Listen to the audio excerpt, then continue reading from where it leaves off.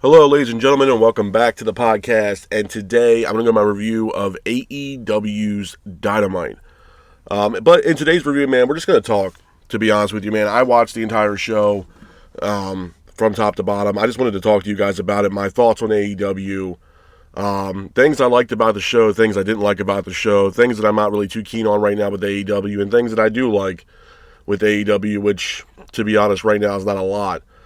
So let's talk about the Dynamite episode, man. Past couple weeks, specifically ever since the Young Bucks have been back, majority of their matches have been tag team matches, which, I mean, credit, I give it, they're a tag team. But a lot of it, the way that AEW or Tony Khan is booking the Young Bucks are in these all-star 8-man tag team matches. So for the past couple weeks now, we've had the Young Bucks a part of these all-star tag team matches, and for the past 2 weeks, seemingly, it seems like it's been the same shit for the Young Bucks for the past 2 weeks. My initial thought with the Bucks, for one, it's great to see them back. I'm not sitting here saying that it's not great to see the Young Bucks back in the fold of AEW. They were off TV for a while, and it's great to see them back.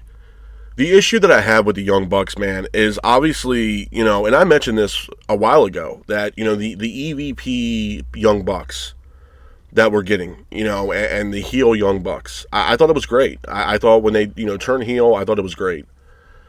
But I also go back to what I had mentioned about AEW as a whole for a while now, that they need to go back to what brought them to the dance. And I think this, resonates with the Young Bucks. I think the Bucks need to go back to being baby faces, to be honest with you. I think ultimately what they're doing right now is just killing the business, literally. As far as even the tag team division right now, the tag team division AEW is abysmal. It's fucking tragic. I mean, it's to a point now where you have teams, you have Bobby Lashley and Shelton Benjamin as the AEW tag team champions, and I told you guys, week in and week out, they are the main thing right now that's over in AEW, and ironically, they are probably the only thing right now, storyline based, that's going on with AEW, which I'll talk about here in a minute.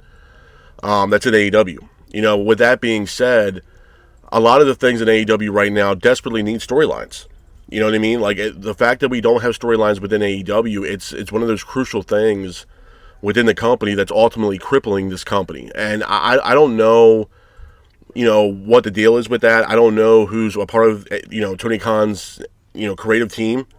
But whoever the hell it is, I mean, for what it's worth, bro. I mean, I go back to what I said about when QT Marshall was leaving AEW, and QT Marshall made these comments as far as what's going on with AEW behind closed doors, and I think it was QT Marshall himself that had said when he was leaving AEW that AEW in the way and the direction that they're going has a lot of resemblance to what All Japan Pro Wrestling was doing, and I had mentioned this multiple times about AEW to you guys that AEW and Tony Khan, for the tournaments are great. For the Continental Classic tournament and the Owen, they're great. I thought the Owen this year was really good for what it's worth. I didn't think it was that bad.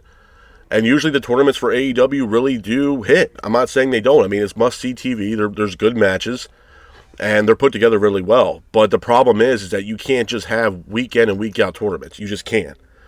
All Japan Pro Wrestling had a tendency to do those tournament-based matches or just have these high-profile matches with no story because it worked. And majority of All Japan Pro Wrestling events were being held over in Japan. Now, if you look at New Japan, a New Japan doesn't really follow suit with storyline. It's just the best versus the best. They give you what they want, and that's it. All Japan had a lot of, similarities to that. I mean, if you're looking at All Japan in the 80s, a lot of it was, the best versus the best. And I told you guys, you had guys like Vader, you had, Misawa, you had Kawada. You had these high-profile, wrestlers working under All Japan Pro Wrestling, and they were giving you the best versus the best. I mean, the way that they had, the layout of All Japan Pro Wrestling at the time was more, tournament-based, and fans were gravitated towards it, man, and how the wrestlers came, to the ring and everything else like that. It had a lot of tournament-based, almost MMA-based kind of deal, if you think about it. I mean, if you look at the UFC fighters, man, they come out through the tunnel and everything else like that.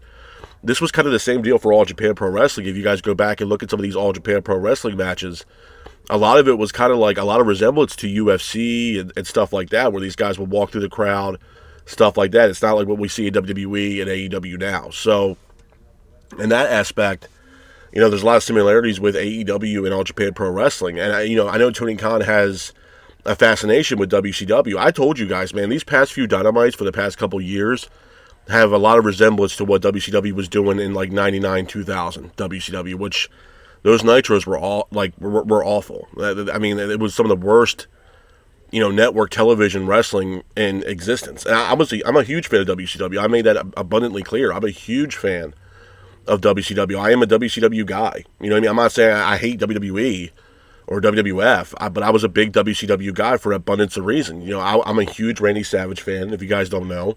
And towards Randy's, end of tenure in WWE, he was on commentary. I mean, if you look at what he did at WrestleMania in Vegas, at Caesar's Palace, I mean, he was on commentary. You know what I mean? He really wasn't having a lot of in-ring work as far as in the ring. And then when he left and joined WCW, I mean, he kind of reinvented his career over in WCW. He still had a lot of, left in the tank, and he had some really good matches, I think so, in WCW. So that was one of my gravitational pulls to me for WCW, that I was like, oh shit, they brought in Randy, you know what I mean? Randy's going to wrestle. I remember when he debuted, he had that interview with Mean Gene on WCW Saturday Night, and I was like, holy shit, they just signed Macho Man Randy Savage. So I was a huge fan of that, you know what I mean? And I'm a huge fan of Randy Savage. So obviously I'm going to gravitate towards more WCW because one of my favorites is wrestling over in WCW. So, but if we're looking at the narrative now with AEW, the problem is, bro, is that this company needs storylines like people need oxygen. I'm not bullshit, you guys. I mean, they need storylines. And right now, we just don't have it. I don't know.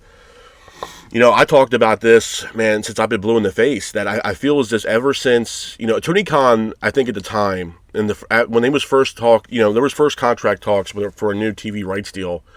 I think Tony Khan and the powers that be that work over in AEW were trying to do everything in their power to make AEW a viable product for them to secure that new TV rights deal. And they were going to put everything together that they possibly could have to fulfill, the needs to bring in a new TV contract deal for the people, that run Time Warner and Warner Media. Tony Khan was pulling out all the stops at that time, to get a new TV rights deal. And again, hats off to him, because if you think about it logistically wise, and legitimately wise, I mean, he lost two great talents. I mean, you're talking, losing CM Punk was a huge gut punch. Losing Cody Rhodes, you know what I mean? This was a big deal for AEW. I mean, they lost two premier names within the company. You also lose Jay Cargill, everything else. I will give credit where credit's due was Tony Khan as far as securing that TV rights deal. But my thing is that once they secured that deal, it's almost as if Tony Khan still believes that the company's a viable product, even now. And unfortunately, it's not. Unfortunately, at this juncture in AEW, it's hard to actually buy in, to AEW. Ticket sales are down. Ratings are down. I mean, they're getting beat week in and week out by, WWE's developmental program with NXT. I mean, it's evident. So, I mean, I don't understand what's going on over with Time Warner and Warner Media. I'm assuming the reason why they're all for this is because I guess their numbers are doing well enough for them to keep them around, but how long is this going to last? And what I mean by that is the fan base, bro. I mean, there's the AEW sickos out there, and I get that. And the tribalists for AEW, that they're pro AEW and yada, yada, yada, or they're pissed off that somebody left AEW went to WWE. I mean, for what it's worth, if we're looking at it from that context alone, I mean, wrestling as a whole right now is red hot.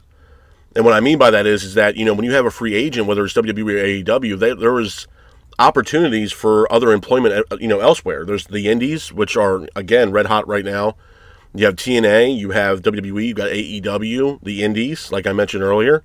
You have New Japan as well. I mean, there's multiple different options for these men and women that are free agents to, find, places of employment. And I'm all for that. I think, you look at someone like Matt Cardona, that he went from Zack Ryder in WWE and then, was ultimately, let go from WWE and then literally reinvented it, not only himself, but I would say reinvented the indies, to be honest with you. And Matt Cardona, till this day, still works on the indies. I mean, he's like the independent king right now. And, he even put out a comment about the wrestlers that just got released from WWE. You keep your head down and stay focused, and you make your money on the indies, and if you want it. My thing is with AEW, one of the things that I loved about the company and when it first came in was obviously, it was different. it was a change, and it was something different that we were seeing week in and week out with WWE. And at the time, WWE was being run by Vince, and Raw and SmackDown were suffering, bro. I mean, that's the name of the game. When AEW came into the fold, it was the perfect timing, and they struck iron where the iron's hot. And then when they brought in AEW, it gave off this independent vibe, this punk rock vibe that, you have these guys like the Young Bucks and Cody Rhodes and Adam Page and Kenny Omega, you know, getting the financial backing to form this company with Tony Khan and create AEW. This was something that was, they're going to stick it back to WWE. In the first 3 years of AEW, you couldn't touch AEW. To be honest with you, I think for what it's worth, the first 3 years of AEW was some of the best wrestling and some of the best storytelling I've seen in quite some time in pro wrestling.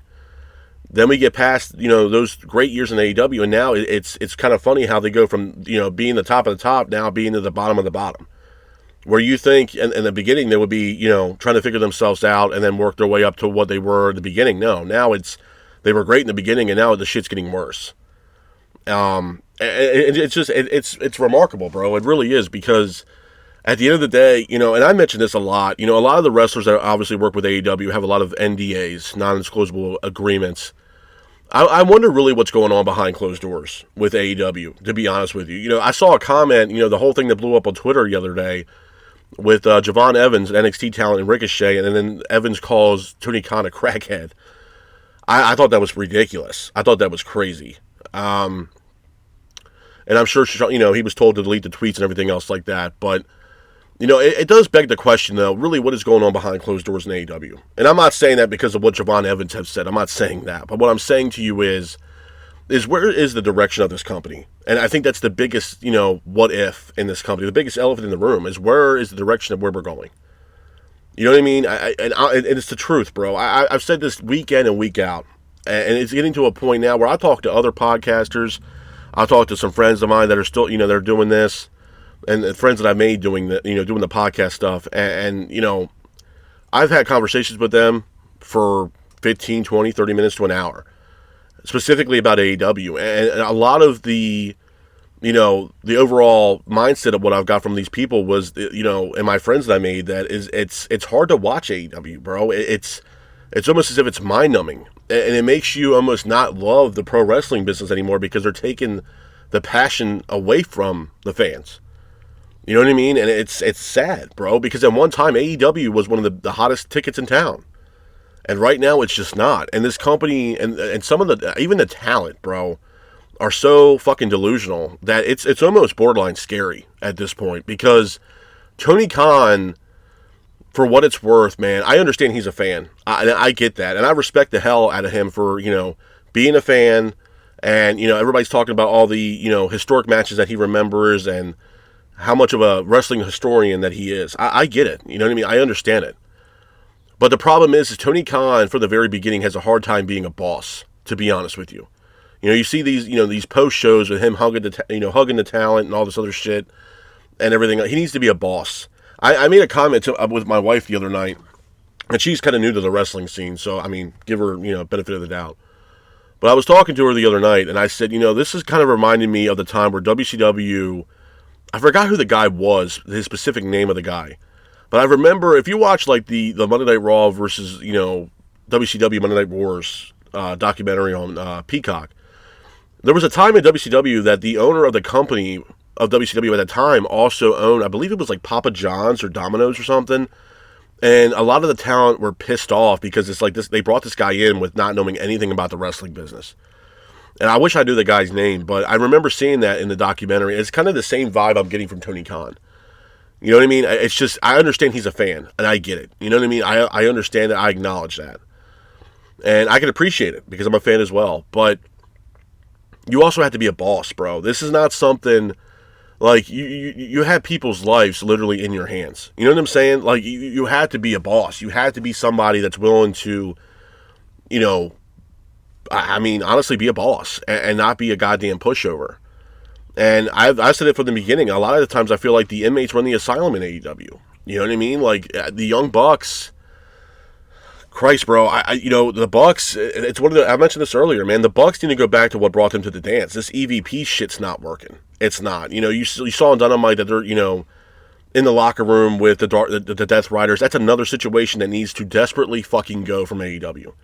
The Death Riders and Jon Moxley are ultimately almost the death of AEW at this point. And I've been at the forefront, man. I've been on the mountain by myself saying that AEW desperately needs to hit the reset button. Desperately. The Death Rider shit needs to go. We need to see the AEW title on actual AEW television being defended. Right now, they're holding that title hostage. It's doing the company no good, bro. It's not. You got a high-profile matchup here coming up at Beach Break between Samoa Joe and Jon Moxley in a steel cage for the AEW World title. Do I think Joe's going to walk out and win that match? No, I don't. I think Moxley's definitely carrying that belt into All In. The problem with that is Jon Moxley going to walk into All In as AEW World Champion and then walk out AEW Champion? Because if that happens, that's a big fucking mistake. You're talking about a guy that's held that belt for 9 months to that point, and we haven't even seen the fucking title yet on TV. It's been in a goddamn briefcase that's being paraded around by Marina Shafir. We don't even know if that belt's even in existence anymore. That belt might be dust at this goddamn point. There's no direction for this company. I'll even give you guys some evidence on the direction of where there's no direction in this company. If you look at Double or Nothing's in 2 weeks, okay? 2 weeks. There's no other matches right now that are being booked for Double or Nothing besides 2.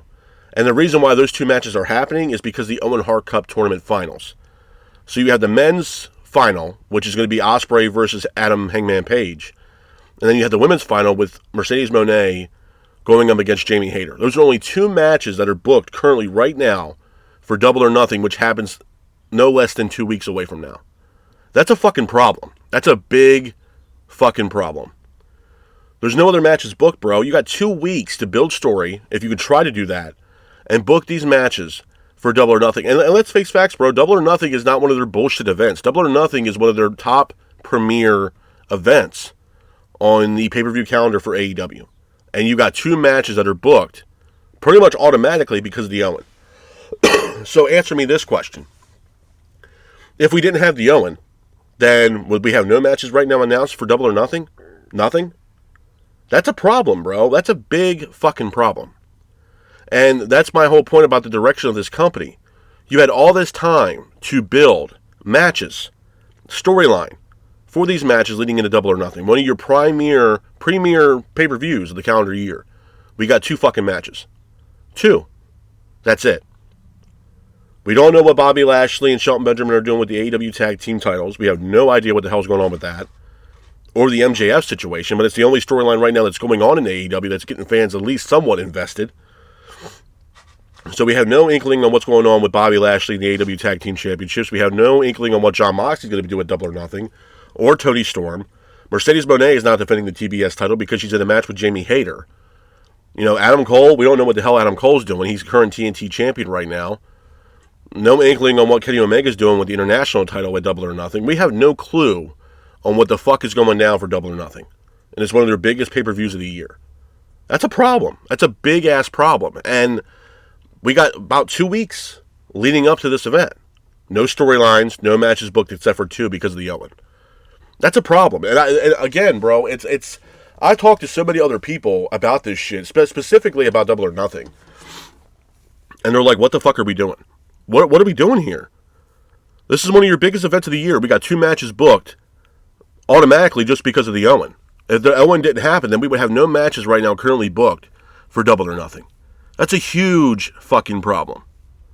But then you still expect people to go out of their way and spend $50 on a pay-per-view when you got 2 matches booked for this card. So what's going to happen is that there's going to be matches that are going to be slapped together off a whim, hoping that something sticks that's worth a fucking, an idea, and put it on the Double or Nothing card. That's what's going to happen here because they don't have enough time, bro. They don't have no. What do you honestly, even at this juncture, what are you going to book for Double or Nothing that's actually logically going to make sense? Logistically, honestly. What? Bobby Lashley versus MJF? We don't even know where the hell this shit's going. Now, we will get an answer from Bobby Lashley as far as MJF joining the Hurt Syndicate next week. Okay. Are we going to have something where, okay, if Bobby says, well, if you can beat me, you'll be in the Hurt Syndicate and we'll have that match at Double or Nothing? Are you fucking kidding me? Because number one, what does that do for Bob? Because Bob's currently the AEW one half of the AEW Tag Team Champions. They're pretty much undefeated. So MJF goes in there and beats the shit out of Bobby Lashley, makes Bobby Lashley look like a shithead, and then MJF beats Bobby Lashley. Oh, you know what? You're in the Hurt Syndicate. What does that do? What honestly, what does that do? Well, he proved that he could beat almighty Bobby Lashley. Okay. Meanwhile, Bobby Lashley and Shelton Benjamin are one of the biggest things, if not the biggest thing that's over at AEW right now currently. and you're going to have Bobby Lashley possibly take an L in a match against MJF for MJF to prove that he's really enough to hurt people and become a part of the Hurt Syndicate. That's an L, bro. That's a huge fucking L.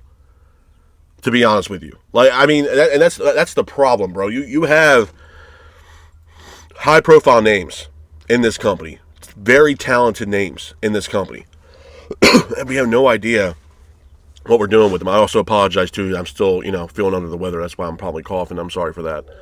Not really feeling too well, but that's my issue. That's honestly my main problem. Is where is the direction of this company? Where the hell is this shit going? You know what I mean? There's no storylines, bro. There's nothing for us as fans to really truly get invested in, sink our time into, and actually enjoy the product. And that's the problem. It's what you see is what you get. Will Ospreay made comments about WWE saying, "Oh, well, the best match on WrestleMania was Rhea and Io and Bianca Belair." I'm not saying it was a bad match, bro. And Will Ospreay's great. Will Ospreay's awesome. But there's other matches at WrestleMania. At least one other match that I would say of that was probably the best match, if not better than the women's match, was the triple threat match between Punk, Rollins, and Reigns. You know what I mean? Hell, Jacob Fatu versus LA Knight for the U.S. title. You know what I mean? I understand Ospreay has his, his displeasures with WWE, but bro, pump your brakes a little bit. Honestly. You know what I mean? At least they're putting on storylines that are captivating the fans.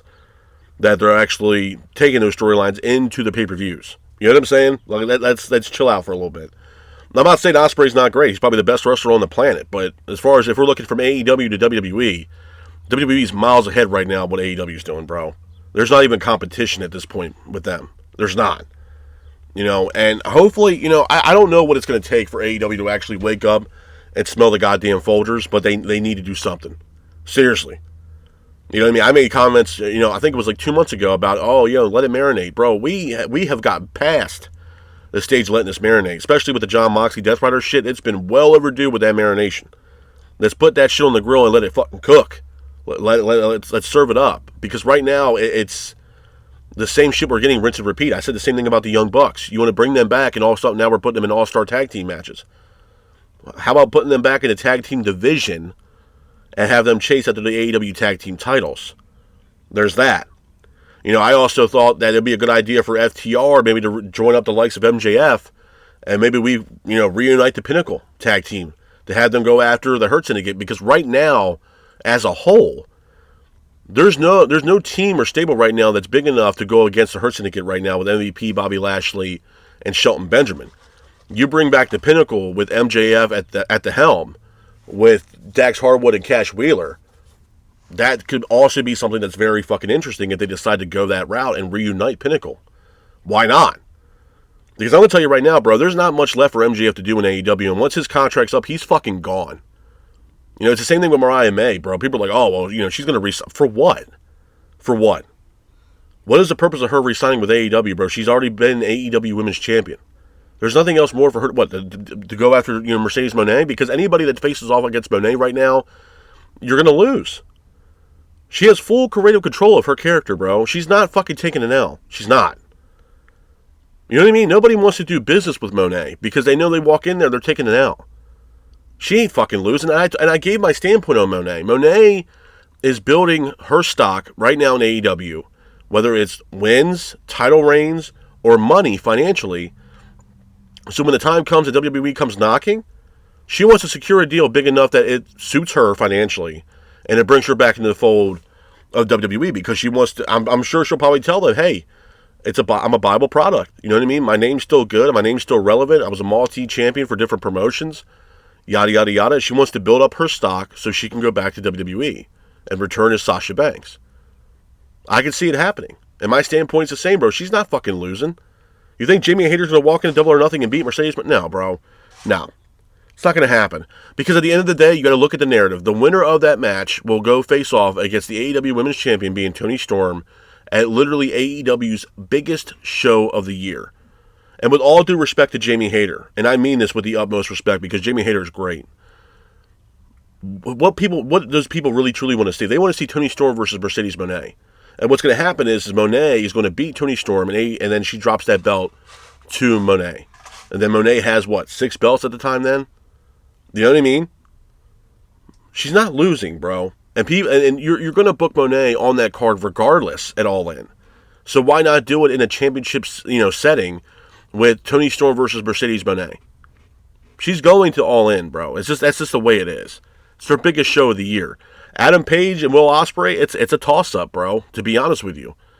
Because, again, it's their biggest show of the year, and it's hard to not see Adam Page on that card, and especially Will Ospreay on that card. You know what I mean? And to be honest with you, I mean, it's a wild card, bro, but what if this is something where it's a messed up finish at, Double or Nothing, somebody gets involved, calls a disqualification, and then we get a triple threat match for the AEW World title at Double or Nothing, where it would be Page, Ospreay, and Moxley in a triple threat match for the AEW World title. To be honest with you. Because when you're looking at Ospreay and Page, man, you're splitting hairs, bro. I mean, that match can go either way. But I can see, again, AEW fucking that up. And somehow it's a fuck finish at Double or Nothing. And they turn the match into, oh, you know what? Because of the disqualification, we're going to have both you guys go into, the match at All In to face off against Jon Moxley. And we're going to turn that match into a triple threat match at All In with Moxley, Page, and Ospreay for the AEW World title. I mean, you have to ask yourself that question, bro, because it's really hard to really contemplate the fact that you're not going to have both these guys on the biggest show of the year. Unless they're going to go another route where Ospreay does somehow beat Adam Page. And then we see some kind of match with Swerve teaming up with Adam Page to go up against the Young Bucks, because you're not going to not have the Young Bucks a part of the All In show. It's not going to happen. So there's a lot of questions to still be answered as far as the direction of where they're going, especially All In. All In's in July. We got Double or Nothing coming up in about 2 weeks, and we got 2 matches that are only booked for this show right now. That's a problem. Nobody knows the direction of this company. Nobody knows what the fuck they're doing. Nothing. What you see is what you get. And like I said, it's a problem, bro, because Tony Khan is delusional, bro. I'm sorry. And it's not me being on everybody's bandwagon saying, oh, yeah, well, everybody else hates AEW, so this guy's going to... No, it's not. I've been here with AEW since day one. Day one. I'm not one of those guys that just randomly popped on the TV, saw AEW. So you know what? I'm going to take notes on that, and I'm going to do a podcast about... No, bro. No. Absolutely not. And honestly, for those who have been watching me, and thank you very much for the ones who have, one of my first shows I started doing here was NWA stuff. Like NWA Carneyland, NWA Power. You know what I mean? I didn't start with AEW. Because AEW wasn't there when I first started doing podcasting. I've been doing this for quite some time now. So when AEW came into the fold, yeah, I was excited. And I studied, and I covered AEW literally since day one. I watched the press conference about them making AEW. I've seen all the videos. I've been here since day one, bro. For 5 years now. You know what I mean? I've been here in the trenches, the good and bad and the ugly with AEW. And it's progressively getting worse. It is. I'm sorry. You know what I mean? And at the end of the day, it's not like they don't have the talent, bro. They have the fucking talent. Ospreay, Takeshita, Pac, Fletcher. You know what I mean? Jon Moxley, Kenny Omega. Eddie Kingston, Okada, the Young Bucks, you know what I mean? Jericho, if you want to throw him into the mix. You know what I mean? They have the fucking talent. It's just we need story. Swerve, you know what I mean? Adam Page, we just need story. That's it. And everybody's been saying this shit now, seemingly now for the past like almost 3 years. We need story. I told you guys, man, AEW needs story like people need oxygen. Like they just need it. Because without it, bro, this shit's not going to work. It's not going to work. It's not. And to be honest with you, I mean, people could say, oh, well, it's still a Bible product. How? Because people are still buying pay-per-view. I guarantee you the pay-per-view rates are down. The attendance records for these shows are down. And their viewing audience is down. You know what I mean? Look at the views, bro. NXT is beating their asses week in and week out on the ratings. And NXT is their developmental program for WWE, and they're beating the hell out of them in the ratings. You know what I mean? Like, I don't get it. You have the talent, but you're not building storylines. You look at someone like MJF and the Hurt Syndicate. MJF is the top guy in AEW. He's still one of the top guys in AEW. And the only storyline that we seemingly have right now on screen for AEW is what MJF's doing with the Hurt Syndicate right now. That is it. That's it. And we don't even know where this is going. We have no idea. So, with all the wrestlers they have on the roster, this is the only storyline we got. This is it. And it's a shame, bro. It's almost like a slap in the goddamn face to someone like MJF. You don't think MJF's fucking gone, bro? Once his contract's gone, he's gone, man. What would be the fucking purpose of him sticking around? Honestly, he's done everything at this point. What? Oh, he hasn't won the TNT. Who gives a rat's ass about the TNT title? You know what I mean? He's fucking gone, man. And once he's gone, it might be the ultimate gut punch for AEW where they close up shop. Because a lot of those fans that are in AEW right now are solely MJF fans. And once he goes over to WWE, you want to talk about someone making a fucking impact. Holy shit. MJF walks through the doors, whether it be in Orlando for NXT, or he walks through the doors on the main roster of Raw and SmackDown, bro. Oh my God. Holy shit. It would be like something that we saw in, like when LeBron was making his decision leaving Cleveland and going to Miami Heat. That's how big that shit would be. He leaves and goes over to WWE. Oh, dude. You want to talk about a shift in the waves, if you will. Yeah, absolutely. And it's going to be a severe gut punch to AEW. And I'll give AEW credit, bro. They build stars a little bit. They get people out there and stuff like that. But then once they go over to WWE or NXT, man, it's like a rocket ship for them. Look at Ricky Starks, bro. Look at Jade. Look at Cody Rhodes. You know what I mean? And yeah, some other talent might take a back seat. Aleister Black right now, it's kind of, we're going to see how it plays out. Miro, crowd reception for Miro or Rusev hasn't been the greatest, just like it hasn't been the greatest for Aleister Black. But we're going to see how it plays out, man. But look what they did for Cody Rhodes. You know what I'm saying? You don't think MJF might not get a piece of that pie as far as how they treated Cody Rhodes compared to treating MJF? Come on, man. This guy is still very young in the game. He still has a lot of years left in pro wrestling. And honestly, for what it's worth, I partially believe that he's kind of wasting his fucking time over in AEW right now. I do. Might be a hot take for a lot of people, but it's true, bro. I mean, there's nothing else left for this guy to do. Nothing. And for those that are like, oh man, give it some time. We're going to get some matches for Double or Nothing. Yeah, I hope so. But are those matches really going to make a goddamn difference or make a significant change in the card and get people excited? Probably not, bro. Probably not. We got 2 weeks left till Double or Nothing. We only got 2 matches fucking booked. And those matches were booked pretty much an ultimate lock-in only because of the Owen. So what happens if we didn't have the Owen this time this year? There'd be nothing booked right now for Double or Nothing. Nothing. We're 2 weeks away. 2 weeks. And we got 2 matches booked. Come on, bro. Come on. That's fucking lazy. That's absolutely lazy. And for those that are like, oh, AEW is going back and, they're going back to what they used. No, they're not, dude. They're not. I literally laugh my ass off when I see people like, oh, man, they're going back to what they used to. No, they're not. No, they're not.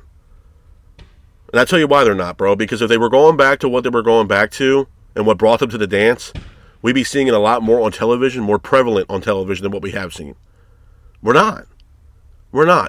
Ricochet is going up against, what is it, Zach Goins or whatever the hell his name is? The guy that, literally got his ass kicked by Brock Lesnar back in the day, early 2000. Ricochet has a match against that guy at Beach Break. So we have that match. When no one knew what the hell this guy was doing all this time. We don't know if this guy can even wrestle at this point. We don't know. But he has that match at Beach Break. Okay, cool. You know what I mean? But again, it took all this time for Ricochet to turn heel to try to get over. Because obviously his tenure in WWE was absolutely jack shit. To be honest with you. I mean, it's a hot take. It might be a hot take for Ricochet, but the truth's the truth, bro. Your tenure in WWE was absolutely dog shit. They had no ideas or plans for what you to do in WWE. They had no absolute vision for what the hell they wanted you to do. Nothing. They even had you go to the main roster and dropped you down to NXT because they had no plans for you, bro. Nothing. They didn't know what to fucking do with Ricochet. Nothing. And now he gets to AEW, and yeah, he's a heel. Because honestly, the babyface shit's not going to work for Ricochet at this point. It's not going to work. People love to hate Ricochet. Why? Is because he's a smartass. That's why. That's exactly why. And again, possibly delusional at the same time. You know what I mean? This company needs story. It needs direction. You know what I mean? We're still waiting for the HBO Max pay-per-view deal. When's that going to happen? I made comments about that at least a month or two ago. Oh, no, we signed a deal with Prime Video. Okay. What about all this shit with HBO Max, bro? They were supposed to get pay-per-views at a discounted rate. When the hell is that going to happen? I've yet to see it. What happened? But oh no, we're gonna go past that HBO Max shit. We're gonna go to Prime Video. What happened to HBO Max? What happened to those pay-per-views at a discounted rate? What happened to all that? Well, we're not. Well, we'll get to that. I mean, honestly, even the business model of this company, bro, it just, Christ, man. And my thing is, too, if Tony Khan is in the know of pro wrestling like he claims to be, then, first of all, get rid of Tony Schiavone and Excalibur on commentary. Tony Schiavone, look, man, Schiavone, back in the day in WCW, I thought he was great. I thought Schiavone was great. He was hilarious. He brought a little limelight into the commentary table back in the day for WCW. His tenure in AEW, bro, he is trying to sell blood to a stone at this point. You know what I mean? Honestly. And he's trying to make it, oh, this is the greatest Dynamite ever. Bro, this Dynamites have been shit. Excalibur he needs to go. I don't know what PWG's doing. He needs to go back there. Excalibur's fucking awful on commentary, man. Jesus Christ. Excalibur needs to go. Tony Schiavone needs to go off commentary. Keep Taz. Taz is great. I would keep Taz. I bring in Mauro Ranallo. Right now, Mauro's doing commentary for Scott D'Amore's promotion, Maple Leaf Pro. If Tony Khan's in the know, bring in someone like Mauro. Why not? Mauro could sell a match like sliced bread. No bullshit. And for those who actually follow Mauro Ranallo, you saw what he did for NXT Black and Gold, bro. He sold those fucking matches like they were like it was nothing. Those Gargano Ciampa matches and like the video packages, and you hear Mauro Ranallo talking about the matches. Bro, he is one of the best commentators on the fucking planet. Period. Why not bring in someone like Mauro Ranallo? Why not? He's done commentary for a long ass time. He's great at it. His time in WWE, his time in NXT, his time over when he was doing MMA over in Japan, doing Bellator commentary, shit like that. Why are we not bringing in someone like Mauro Ranallo? Why? If Tony Khan's in he's in the know, why not bring in someone like Mauro Ranallo? Why not? That would be a huge win for AEW to bring in someone like Mauro. Absolutely. Are you kidding me? Having him have a voiceover over a vignette or a video package for an upcoming match like Swerve and Page, and he's selling that shit? Oh, dude. Take my money. Mauro's great. Mauro's great. Why not we bring in Mauro? You know what I mean? What's the hold up on that shit? Why not? How about this? Bring in writers for AEW, bro. How about that? I even made comments before when Scott D'Amore was released from TNA. Why did we not bring in Scott D'Amore into AEW? Have him be a part of the writing team. Or hell, have Scott D'Amore as an on-air GM for AEW. How about that for a change? You know what I mean? We got it for WWE, and it seemed like Tony Khan likes to take a lot of things away from WWE. We have Monday Night Raw's got Adam Pearce as their GM, and SmackDown has Nick Aldis as their on-air GM. Why can we not get Scott D'Amore as an on-air GM for AEW? Tony Khan might be pulling the final, he might be the final say-so, but you can have an on-air GM laying out these matches or these rules or these stipulations for these matches. Why not? And have Scott D'Amore also a part of the writing team. The guy knows what the hell he's doing. That guy literally pretty much revamped TNA for what it once was. Why not? Clearly the guy knows the business. He knows what the fuck he's doing. No, Tony Khan wants to be selfish, and he wants AEW all for himself. He wants no one else involved or no one else to have power within the company. Well, unfortunately, buddy, you gotta have to trust somebody. Because the shit that you're doing right now, it ain't fucking working. It's not. Ring of Honor is a fucking dead promotion. It's going nowhere. And nowhere fast. AEW at this point is crumbling at a rapid fucking pace at this point. It is, bro. I mean, you look at the first 3 years till now, they're in smaller venues, and they're still not even selling out these smaller venues. Pay-per-view buys are down. Attendance is down. The ratings are fucking down. I mean, what more concrete evidence than you want than that? For someone to wake up and say, you know what, maybe how we're doing shit right now is really not working out for the company or not for the best of this company. Right now, Tony Khan is not the best right now for this company. It's not. And for what it's worth, the people that wrestle for AEW, bro, they're there to collect a fucking check, man. Tony Khan's paying these people whatever the hell they want. Not a gruesome schedule, We're going to pay you, this amount of dollars, yada, yada, yada. Able to have, you're able to work on the indies or work in New Japan, whatever the hell you want. Take your own bookings. Sure. They're there to collect a fucking check. And Tony Khan's dumb enough to just keep forking out the money. Sure.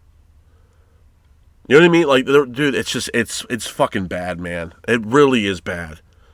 Seriously. I mean, it's getting to a point now where it's like, I do these reviews for AEW, bro, and for me, I told you guys, it's like a broken record. That's why I'm not giving you guys a full review of the card, bro, because honestly, it's not even fucking worth my time. It's really not.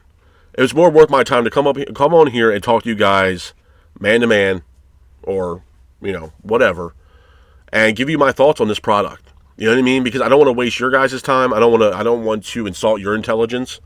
I don't want to sit here and say, oh, the show was great when the show has been shit. And that's not what I do here. I told you guys, I'm one of the realest ones that are going to do it. I'm not here trying to rub shoulders with Tony Khan or rub shoulders with Triple H, bro. I'm going to give you how I feel. It's real here. You ain't got to like it. You ain't got to love it. You don't like it, then see you later. If you love it, glad you're sticking around. But I'm not here to rub shoulders with these people. I'm not. And for those people that are out here doing this, that are pretty much, sucking up to the companies and just trying to get in their good graces, bro, shame on you. Shame on you. You know what I mean? You want to fake it till you make it? Go ahead, bro. But people are going to see right through that bullshit. And you know who you are. I'm not going to name names, but you know who you are. You're going to fake it till you make it, and you're going to, kiss ass to try to get up to where you want to be. You know what I mean? It's a joke, man. It's a joke. You know what I mean? Where's the pride in that? Like, be your own person, is what I'm saying. You know what I mean? Honestly. Everybody has their own opinion, and I get that. But I'm not in this to rub shoulders with these people, man. I'm not. If the Dynamite episodes are great, I'll tell you guys, they're great. I even told you guys that, I think it was 2 weeks ago or a month ago, Dynamite had a really good episode. It's probably one of the best episodes that AEW's put together in all of 2025. And I stand behind that. I'm not going to sugarcoat shit. But after that, these past few weeks have been shit. You know what I mean? You have Beach Break next week, which seemingly looks like a good show. Yeah. But why can't we get that week in and week out? I'm not even talking about matches, bro. I've always told you guys, I'm always a firm believer that I'd rather have quantity over quality. I'd rather have quality over quantity, to be honest with you. I could take 5 matches on a Double or Nothing card that is, quality matches over quantity. You know what I mean? Banger fucking matches. Rather than having 12 pay-per-view matches that mean jack shit. You know what I mean? I'd rather have, those banger matches than have 12 matches that mean shit. You know what I mean? To me, it's just one of those things where, and I might have misworded that, but all I'm saying is there's no reason for 12 pay-per-views. Like, not 12 pay-per-view, 12 matches on a pay-per-view. You know what I mean? I want quality. You know what I mean? Over quantity is what I want. I want banger matches. But I also want those banger matches with storylines. You know what I mean? Honestly. If we're having pay-per-views with 12 matches, bro, at least give us some kind of fucking story to get invested in these matches. Something. Please, something. You know what I mean? You got people, and I'm telling you this right now, bro, you're going to have people legitimately pissed off. Come All In, Jon Moxley walks out that it's still AEW World Champion. You're going to have people in Jacksonville raising hell. I'm telling you right now. Pissed off. Because they're tired of this Death Rider shit. We're done with it. Like, it's bro, it's done. And to be honest with you, when the time comes and Jon Moxley drops that belt, Jon Moxley he's better off taking like a year off or some shit, bro, because people are going to get tired of seeing him. To be honest, they're going to be done with the Death Rider shit. They're going to be done. It doesn't help Jon Moxley's stock at all. It just doesn't. It does not. It doesn't. It gets to a point where it's going to be like Chris Jericho, bro, where we don't want to see Jon Moxley on television no more. That's where it's getting to. And you can't tell me, oh, Jon Moxley doesn't have, bullshit, bro. Moxley's got creative control. Absolutely. And he's probably one of the main figureheads that's pulling this shit with the Death Riders. Absolutely. Absolutely. And like, his whole thing was, oh, well, the younger talent doesn't want it. Bro, you're going in to these matches demolishing these younger talents, not even putting them over. You know what I'm saying? You're making up a bunch of bullshit in your own story just to get what you're trying to get by, is what you're doing. And it made no sense then. You know what I mean? I said the same thing about Darby Allin. Darby, seemingly going to climb Mount Everest. It's a bad time for Darby to do it. And what I mean by I'm happy that he's doing it. But as far as what he's doing right now in the wrestling realm, it was a bad time. It's bad timing. You know what I mean? I just think Darby should have stayed around for a little bit. Build up those wins and go after Jon Moxley for the AEW World title. I still stand behind what I said before with Darby Allin. It should have been Bryan Danielson versus Darby Allin at, I believe it was Wrestle Dream in Tacoma, Washington. Why not? I mean, the match writes itself, folks. It does. You have two guys from the state of Washington. I think one's from Everett, Washington, if I'm not mistaken, with Bryan Danielson. I could be wrong on that, but I know he's from Washington. And you got another guy with Darby Allin from Seattle. The pay-per-view takes place in Tacoma, Washington. Bryan Danielson could have put Darby Allin over in his home state and have Darby, at that time, become the first ever AEW World Champion for himself. The first time. It writes itself, bro. No, we get Jon Moxley beating the shit out of Bryan Danielson, which ultimately was his last match, seemingly. And that's it. We haven't even got a rebuttal from Bryan. Bryan he had that match, see you later. Nothing. And I'd be shocked if we see Bryan Danielson back in the wrestling ring again. Because he's had interviews and he said, it's not worth it. He has neck issues and everything else like that. It might not be worth it. So there needs to be a change, bro. There needs to be something that's going to be different for this company to bring some limelight back to this company. A new champion? Yeah, it would help. Absolutely, it would help. How about this? Seeing the AEW title actually on television week in and week out, rather than seeing it in a fucking briefcase being showcased around the fucking ring by Marina Shafir. How about that? How about we see AEW title defenses actually on Dynamite? How about that? Let's see the fucking title. We haven't seen the title in almost, 7, 8 months? 6 months, 7 months? You know what I mean? How about that? But no, it's in a fucking briefcase. You know what I'm saying? Like, bro, it's not, like, the shit that y'all are doing is not helping the company, man. It's not. It's not. The only time we get a title defense for the AEW World title is at pay-per-views where Jon Moxley seemingly gets the win and the belt stays in the briefcase. They don't even when the match starts, the referee don't even showcase the fucking title. It stays in the fucking briefcase. You know what I mean? Like, what are we fucking doing here, man? What are we doing? It doesn't make sense. It just doesn't. And it gets to a point where it gets so fucking tiring, man. Like, I don't even know. I really don't. You know what I mean? Like, I'm not saying what I'm saying is going to make the drastic change for AEW. I'm not saying that. But it is absolutely fucking frustrating to no end where you're investing your time into this week in and week out, right? And you have someone like Tony Khan seemingly not giving a shit, laughing in front of your face. But knowing for yourself that the guy's fucking delusional and believes what he's doing is working when the proof's in the pudding. Ticket sales are down. Ratings are down. Pay-per-view buys are down. But you think it's okay. And it's not my company. It's not. But I feel bad for the talent. Oh, hell yeah, I feel bad for the talent. Absolutely. Because I still feel like some talent are just there to collect the fucking check. That's it. They don't give a shit about that. That company could burn to the fucking ground, bro. And some of those wrestlers that probably wrestle for AEW right now would probably piss on the ashes. To be honest with you. And when the time comes and AEW does, oh, you know what, unfortunately AEW is going to close doors, I'm going to say, I told you so. I told you. Well, what else? If they're going to keep going this route that they're going now, bro, what do you expect was going to happen? A resurgence in AEW? No. The only way that happens is if there actually is a drastic change within the company. But that's not going to happen. Because Tony Khan's not going to loosen up the reins a little bit and actually let someone else come in to help him out with this company. No.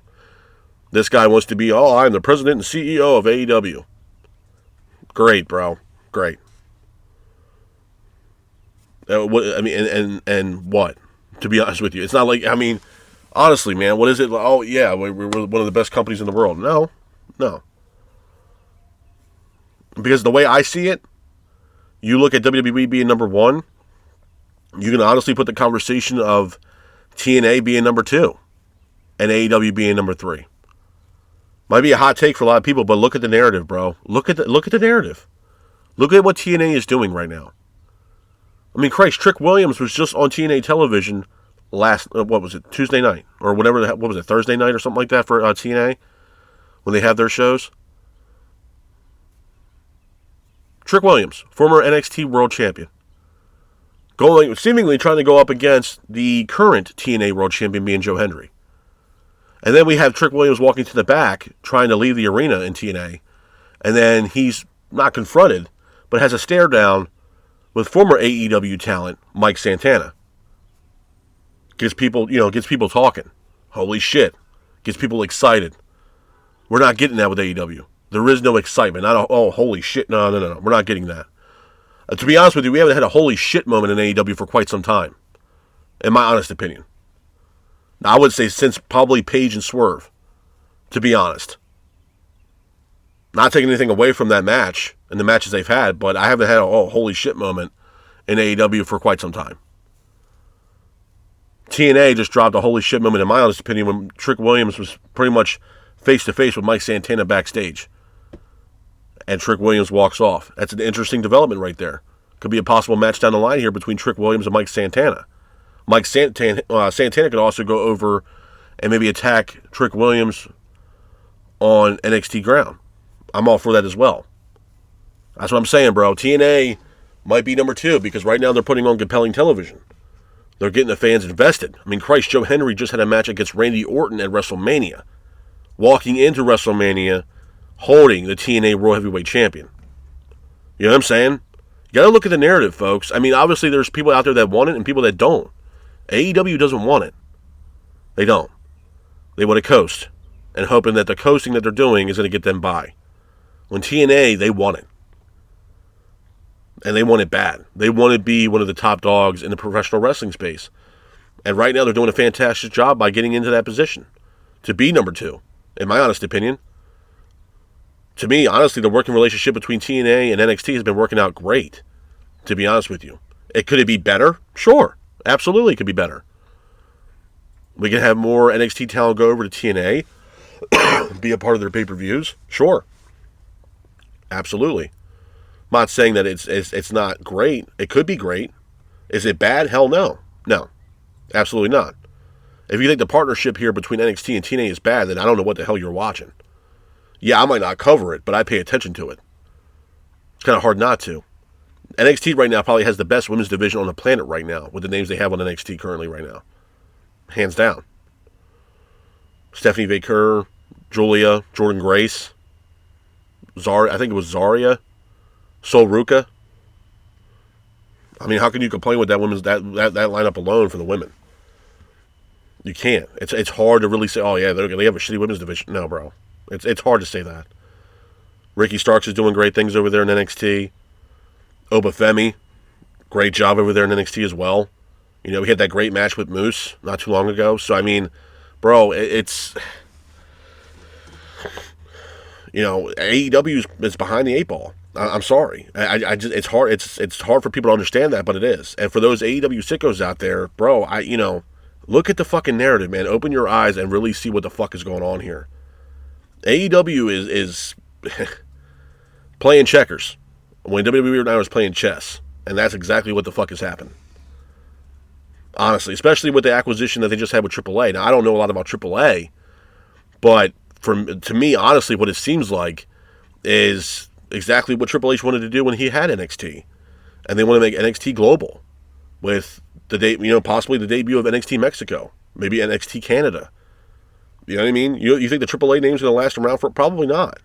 They might want to make it into NXT Mexico or form an NXT Mexico now that they acquired AAA. You know what I'm saying? So, I mean, it's, again, WWE playing chess, AEW playing checkers. They're behind the 8 ball, man. I understand AEW's working with CMML and they have that Grand Slam show coming up.